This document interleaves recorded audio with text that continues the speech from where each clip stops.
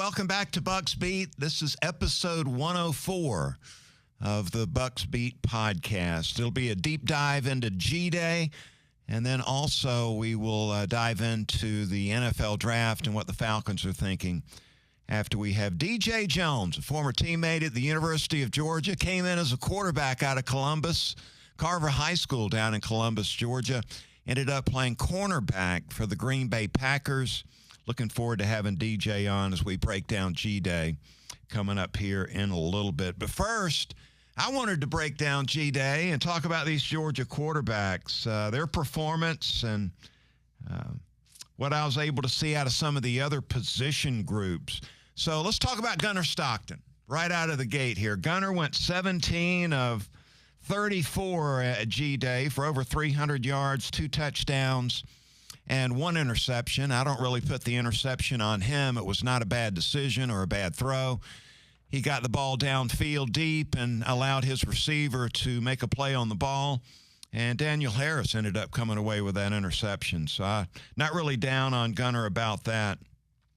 Look, I'm not sure. I wanted to say this right off the top. I'm not sure who Paul Feinbaum is listening to. I heard him ripping Gunnar again on the Cellini and Domino show here on The Fan this week. I left impressed with what I saw out of Gunnar Stockton. Again, I don't know what Feinbaum, who he's listening to, but I left impressed. And I want to tell you what I liked about what I saw out of Gunnar Stockton. The first thing, and I just mentioned the deep ball, taking some shots. And this is what I really liked about Gunnar Stockton. Not hesitant to be aggressive and take some shots down the field vertically, giving these receivers an opportunity to go up and make some big plays. No hesitation there with getting the ball out, allowing them to go get it, so to speak, and I really liked that about Gunnar. Also, I really saw a guy that was quick to move through his progressions. And we talk a lot about these quarterbacks that don't do that. They get stuck on that first progression in the pass route, and they're waiting on the receiver to get open. They're waiting on the receiver to get open, and then, boom, they feel the rush and flush out of the pocket. Really impressed with Gunnar's ability to go through the progressions quickly. He comes off that first progression. If that receiver's not open, he's coming off him fast. And if you're going to have these inside linebackers, if they're going to drop deep into those intermediate zones and try to take away those dig routes, those deep crossing routes, try to take those routes away, Gunnar is quick to check it down to the running back. And Frazier is a playmaker that is looking to get the ball in the open field, and Gunnar didn't hesitate to make that happen. So quick moving through the progressions, not getting stuck on the first guy. These coverage is going to take away the routes. He is quick to check that ball down to the running back. And I tell you what, to me, that is gold, so to speak. If you can get the running back, who's obviously your best back, if you can get him the ball in open space and allow him to do some damage, that's going to be a recipe for success right there. So really like that about Gunnar. Obviously, with him being around the program now over 3 years, he had complete control of the offense, Bobo scheme, very comfortable. And I think getting him all these attempts during the G-Day scrimmage allowed him to start to develop some real good chemistry with these new wide receivers and tight ends. Feinbaum, he claims that Stockton played poorly against Notre Dame. And look, I went back and took a good long look at the Sugar Bowl a second time around a little over a month ago, and I left so encouraged with what I saw out of Gunnar Stockton. I think he played very well against one of the nation's top defenses. Again, I'm not sure. I know Feinbaum didn't play quarterback at the college level. I know he's never coached the quarterback position. I'm guessing he's just going on what others are telling him. But, gosh, I don't think anybody that had Feinbaum's ear was at G-Day watching Stockton play in the G-Day scrimmage. So I'm not sure where he's getting this idea that Gunner is not elite. I think Gunner's legit, does a lot of things good. Anything you need a quarterback to do, it seems he does very well.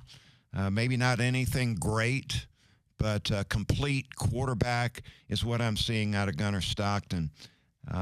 Dogs are going to be good at the quarterback position in the upcoming season. Wanted to talk about Ryan Puglisi, the redshirt freshman. Did not get to see him go out and get reps a year ago. Came in injured. Did not play in the G-Day game a year ago, and then took a red shirt this past season. But Ryan Puglisi trying to solidify that backup role behind Gunner Stockton. And they did, the Bobo did good, man. Got him a lot of reps in the G-Day scrimmage. He threw it 49 times in the scrimmage, 23 of 49 for 224 and 2 touchdowns. Again, it was my first impression watching him play the game. He looked comfortable in the scheme, back in the pocket.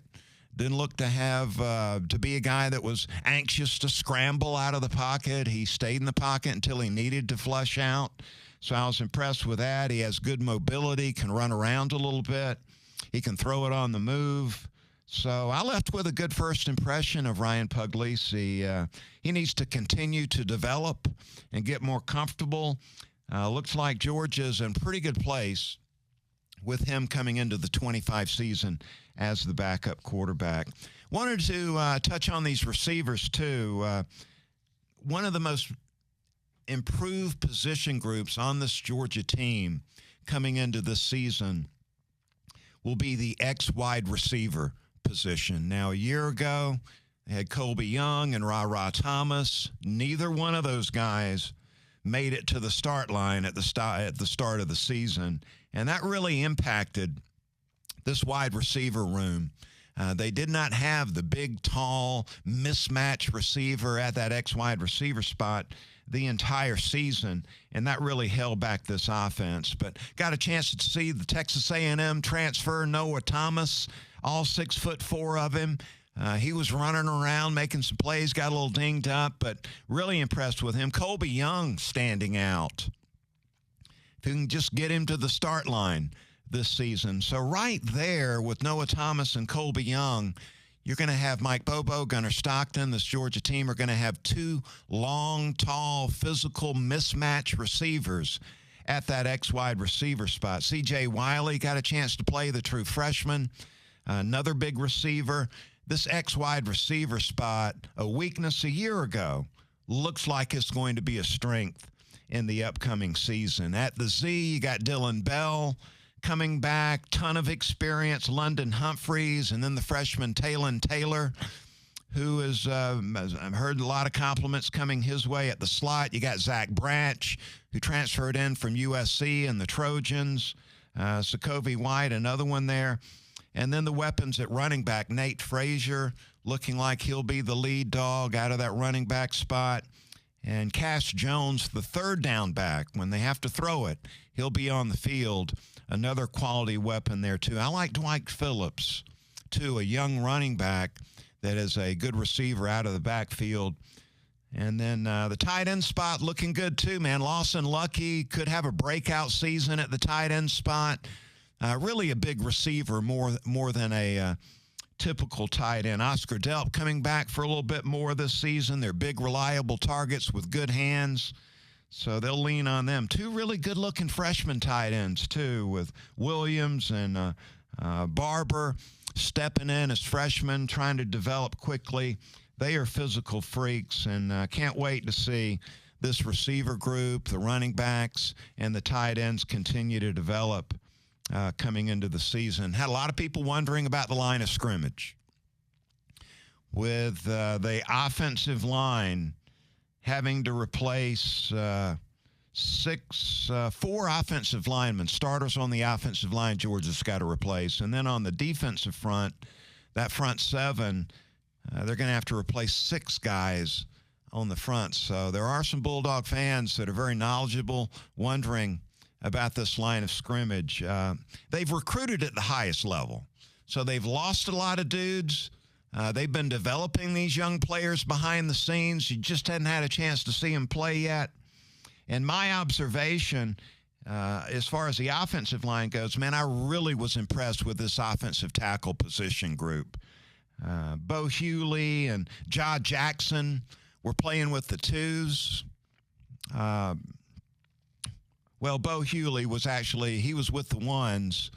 But Ja Jackson at left tackle with the twos, two young offensive tackles that were very impressive physically, really left with a good first impression of them. Monroe Freeling did not play. He's a little dinged up. Didn't play in the G-Day game, so Hewley got the start at left tackle. Ernest Green over there at the right tackle spot. So, look, they've got two veterans stepping in as starters at the offensive tackle spot, and these two young kids that look like are going to be quality backups and are trying to compete to get a little playing time there in the upcoming season. So offensive tackle, man, I left feeling really good about that. As far as the front seven goes on the defensive line, that's the biggest concern on this team coming into the year. The interior of the defensive line with Kristen Miller and Jordan Hall, I believe those two guys will be the starters. You got McLeod and you've got Ogboro. Ogboro. Got to get to know him a little better. Those are the two backup interior defensive linemen. You got the freshman Elijah Griffin, who everybody is excited about, one of the top-rated players in the country. And then Jonah Ajayi at defensive end. And that looks like the core group there on that defensive front. Look, another observation, they're loaded at linebacker with C.J. Allen and Raylan Williams. Chris Cole and Justin Williams were basically sort of the talk of G-Day. They'll be backups rotating in. Bulldogs are loaded. Might be the best position group on this team. As far as the edge goes, that is a concern. Gabe Harris looks like the starter. He's legit coming off the edge, but who else? This might be the thinnest and weakest position group on this team. Cornerback looks good. Dalen Everett's a stud. He did not play in the G-Day scrimmage. He's ready to go coming back this year. But Daniel Harris and Ellis Robinson got all the reps. Look like they'll be competing for that other boundary cornerback spot opposite Everett. And K.J. Bolden back there at free safety looking good. So I think the secondary is going to be one of the strengths of this team. All right, joining me now is D.J. Jones, teammate of mine on that 1980 national championship team at the University of Georgia. And DJ went on to play in the NFL with the Green Bay Packers at cornerback and now doing sports talk in Columbus, Georgia, and tracking the Dogs. And DJ, wanted to talk to you about these Georgia cornerbacks. Now, we got Dalen Everett, who is a stud and was lockdown cornerback for the Bulldogs a year ago. So he's coming back, and he will assume one of the cornerback spots, and we'll feel good about that. I'm wanting to talk to you about these young guys that are developing. We saw Daniel Harris at the end of last season take over at the boundary corner opposite of Everett and played pretty darn well. And then also Ellis Robinson, the fourth, the highest-rated cornerback in the 24 class. Got to see him G-Day play, and both guys have a lot of skills, man.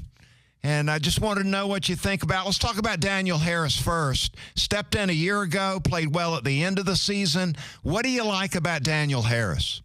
Man, I love Daniel Harris. I had an opportunity, Buck, to spend some time on the field during the first half of G-Day, and I was actually near the end zone where he had that wonderful interception. And, I saw him from the time he lined up and, of course, had great position, great technique on the receiver. And he put the receiver on his hip down around the, 3 or 4 yard line, and then the ball, it couldn't go anywhere but to him. And he was able to shield him out. So I like how he played. Of course, he's long. He's 6'3", 195 pounds. I love everything about him, but the ball skills, what I was impressed with on that particular play, and I expect a lot of great plays out of him this year. Yeah, and coming back, having played a little bit a year ago, that's got to help him feel a little more comfortable coming into this season. I've been one of the guys I really targeted that I wanted to see at G-Day was the kid Ellis Robinson IV, who we got to see play just a little bit, got a few reps at the end of last season. But for the most part, I was unable to really get a grip on what he's all about. He looks a lot like Daniel Harris. They're both tall and thin. They both can turn and run with these wide receivers, run with them down the field. Tell me about the skill set that you saw. What was your first impression of seeing Ellis Robinson out there? Well, first of all, physically imposing. He's a specimen. And what I like to do, I like to see the guys doing pregame. That's why I go down on the field and I watch them go through the drills and whatnot. Because a lot of times, you might not be able to evaluate their play because, again, whether they get action or not. But I really can evaluate the skill set during the pregame warm-ups and all the drills that they do. And I was impressed. Ellis Robinson, I'm expecting big things out of him. So we'll see. I guess Harris will compete with Robinson for that cornerback spot opposite Dalen Everett. Is that the way you see it? That's the way I see it. Of course, they have a tremendous amount of young talent. But again, as you know, we're not big on playing underclassmen at this point. But you know what? I wouldn't be surprised. They have some very talented young guys that could step up. But these guys that have already had a little action, and of course, I think that it's safe to say at this point, anyway, Buck, that those are the guys that we're going to line up with on the corners. DJ had a chance to hang out with Dan Jackson prior to G-Day last Saturday and was talking to Dan about KJ Bolden, who ended up starting at safety all last season. He's coming back, will take over basically the leadership of that secondary. How much better can he get? I mean, he played at a pretty high level as a first-year starter last season. I'm seeing him as the starting free safety, and that's got to give these cornerbacks a lot of comfort knowing they've got a guy with that kind of skill back there playing the free safety spot. Tell you what, all the scouts and all the prognosticators, anybody that think they know anything about football and defensive backs, they got KJ Bolden ranked in the top 5, man, as far as coming out next year. The NFL guys love him. Great skill set, but his football IQ, his football acumen is off the charts. And again, he's physically gifted, Buck. So again, I expect an all-star performance out of KJ. Yeah, that secondary, Dan also speaking highly of Aguero. Playing down in there, getting after the guys in the run game and also being able to cover. Looks like the secondary will not be a concern if Harrison Robinson do the things that they're capable of doing. You're absolutely right. And, of course, Janelle Aguero is a junior, and, of course, he's been around. He's played some ball, so he's another capable defensive back that can go in if called upon. But, again, I like our great mix of veterans. But, again, we have a host of young players that can learn and from these veteran football players. And, more importantly, I think that, on paper, these guys look terrific. The bottom line is, can they handle the pressure? And again, the whole thing, Buck, is all up to the pass rush up front. If we get the push that we've gotten the last few years, you know what? That makes life a lot easier for those DBs back there on the backside. DJ, let's talk about the quarterbacks. Everybody wants to hear about that, and I've talked a lot about Gunnar Stockton and Ryan Puglisi during this offseason. People obviously curious about both these guys. In the first segment, I broke down, did a deep dive into their performances on Saturday. What'd you see out of Gunnar Stockton that you liked this past weekend? His poise and his command of the huddle, his command, his field presence. Gunnar is he's a guy. He's been around the program a lot. He's been around a lot of football, but he hadn't played a whole lot. But I think we're in a good space with Gunnar Stockton. Again, all you hear about is how much the guys love him in the locker room, unlike the quarterback that's down in Miami now. But the bottom line is everybody has to do their job. I know you want the quarterback to be that voice. You want him to be that leader. But I think what Gunnar has going for him is that he's mobile. He uses his legs a lot. Well, not a lot, but, when he gets in trouble, he's smart enough to realize that we got to keep these chains moving. And I like what we have with him. He's not a dual threat guy. guy, but he's very, very potent when it comes to making, whether he has a tuck it and get the extra yardage on with the run. All right, what was your first impression of Ryan Puglisi? You know, Ryan is very talented. I did notice, as I told you, I was down on the field early in the early goings of the first half. But I noticed that Kirby took a special kind of care or spent a certain amount of attention with Puglisi. He wasn't cursing him out, but he was really in his ear because this kid has all the physical tools. He just hadn't had any playing time. He needs some reps, and obviously, in the SEC, a young player with talent is not going to get you far. So I think that Kirby just got in his ear and to encourage him and to help him understand that, he just needs to take advantage of every snap of every practice so that he can get better. I think that he can play in the SEC. All right, what was your overall impression of the 25 Bulldog team? Most analysts, prognosticators are feeling like they won't be quite as good as they have been, say, over the last 3-4 years. But what was your overall impression of what you saw? Well, I know that, money is the dynamic that has changed the game in the SEC as far as talent. I know Kirby and his staff have been head and shoulders above everybody for most of these years now. Again, these kids that are there on campus, I think that we have the talent. And of course, you definitely, I know we have the coaches in place to get this done. Now, again, I'd be surprised if the Dogs didn't compete.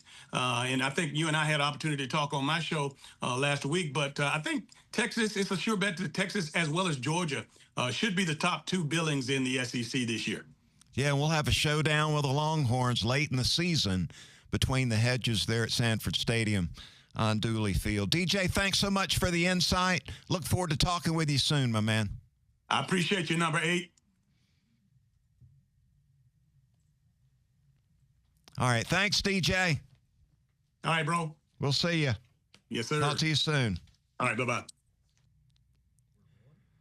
Always great to sit down with DJ Jones, one of my favorite teammates back in the day. All right, within a week of the NFL draft, Falcons with that 15th pick of the first round.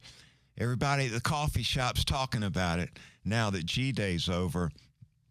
And I'm wondering about this collaboration plan that the Falcons have coming into the draft. As we spoke about a little bit last week, Falcons with only 3 quality picks in the draft. 5 overall, 2 of those are in the 7th round. Those are not quality picks.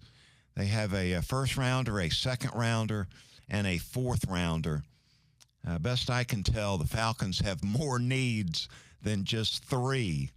So they can't afford to mess this up. The Falcons have to get this right. And they constantly talking about the collaboration. We look and we put it all on Terry Fontenot, the general manager, but he likes to put it all on the group. So that's what the collaboration's all about.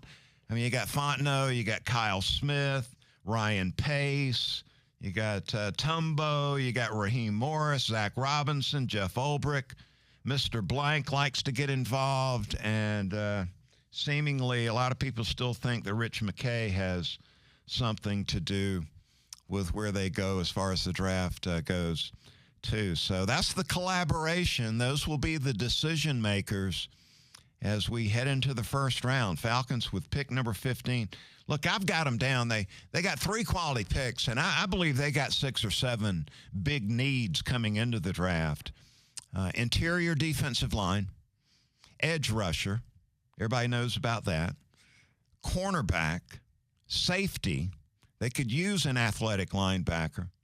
Then on offense, you need that 3rd wide receiver if you're going to run that 11 personnel grouping where you basically, that's your base scheme, your base formation offensively, where you have 3 receivers on the field. We've got 2, and we could use another one. And then center is a big need coming into the draft also. So let's see, 3 quality picks and 7 needs. Not sure how they're going to work this. You got Ulbrich taking over the Falcons defense, and they are expecting him to generate a pass rush. Falcons next to last in the NFL in sacks this past year. And they're also, you probably didn't know this, they were giving up 4.5 yards a carry. So that's where that interior defensive line need comes from, too. As far as Zach Robinson goes, offensively, that third wide receiver would be huge. And then the center is, you got basically a rookie quarterback stepping in and Michael Penix Jr. And, it's a bad thing when you got a rookie quarterback stepping in and you don't really know what you have at the center position. With Drew Dahlman moving on, getting a big deal with the Bears, certainly the Falcons are in a tough situation right there. So with the first round coming up Thursday, draft getting underway at 8 o'clock, you can count on this Falcons first pick happening sometime around 10:30. So it's going to be a long wait on Thursday night to see what they'll do with that 15th pick of the first round. Rounds 2 and 3 coming up on Friday. That draft, as far as rounds 2 and 3 Friday, will get underway at 7 o'clock. And we will learn a lot more about what the Falcons are going to get at that point in time. Right now, it's looking like a group of players the Falcons will be choosing from. I've just trying to anticipate what the top 14 picks will look like. And I won't go through that with you today, but I will go through a grouping of players I think that the Falcons will be choosing from with that 15th pick of the first round. Mike Green out of Marshall, edge rusher. Got Mykel Williams, defensive end out of Georgia. Now, let me go ahead and mark him off the list.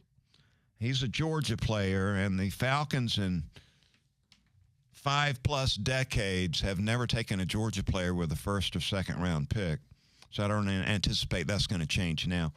Kelvin Banks out of Texas, offensive tackle. I think D. Orlando Ledbetter, who tracks the Falcons on a daily basis, his mock draft, he's got the Falcons taking Banks with that 15th pick. Tyler Booker, a mammoth offensive guard out of Alabama. Let's see, you got Jihad Campbell, a linebacker out of Alabama. Jahdae Barron, cornerback out of Texas. And there's a safety that played for South Carolina a year ago. Nick Emanwari is a very impressive skill safety that will be in that grouping also there. So I'm just going to go ahead. I'm guessing the collaboration and the fact the Falcons are so desperate. They have not had a quality pass rusher with the exception of one breakout year out of Vic Beasley. Other than that, it's been good 15, 20 years since we've had somebody that can get after the passer. So I'm going to predict the Falcons are going to take a swing at Mike Green, formerly of Virginia. Had a little situation off the field that seems to be a red flag, transferred to Marshall, and really had a good showing at the Senior Bowl in Mobile where he abused some of these top-rated tackles at the Senior Bowl. The red flags off the field are a concern. Really good pass rusher. Obviously led college football with 17 sacks last season. So there's good and there's bad as far as Mike Green goes. Can't wait to see how it unfolds. And we're going to be all over it here at 680 The Fan. Hope you'll stick with us all next week as we get ready for the first round of the NFL draft coming up next Thursday. And we'll be on the air with a special draft show from 6 to 10. I'll be a part of that. And then we've got 10 to midnight, another show after mine ends at 10 o'clock next Thursday night. So lean on 680 The Fan. We're all over the Falcons draft and how this NFL draft's going to shake down. It's going to do it for Bucks Beat this week. And I look forward to being back with you again next week.